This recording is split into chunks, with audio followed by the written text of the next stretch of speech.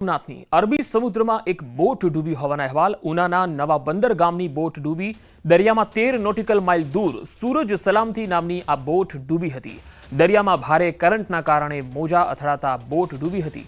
8 માછીમારોને અન્ય બોટ દ્વારા બચાવી લેવામાં આવ્યા. બોટ માલિકને લાખો રૂપિયાનું નુકસાન થયું હોવાના પણ અહેવાલ છે. વધુ માહિતી મેળવીએ ગીર સોમનાથથી સંવાદદાતા દિનેશ મારી સાથે જોડાયા છે. દિનેશ, ગીર સોમનાથમાં હાલ વરસાદની કેવી સ્થિતિ છે અને આ બોટને કેવી રીતે જે લોકો હતા તેમને બચાવી લેવાયા?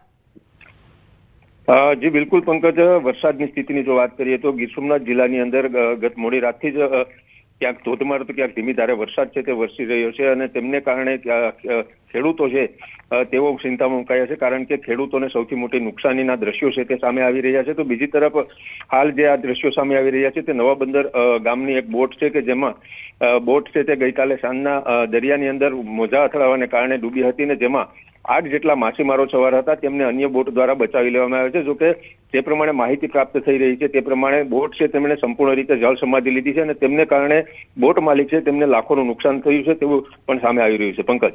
જી દિનેશ, આભાર માહિતી આપવા માટે.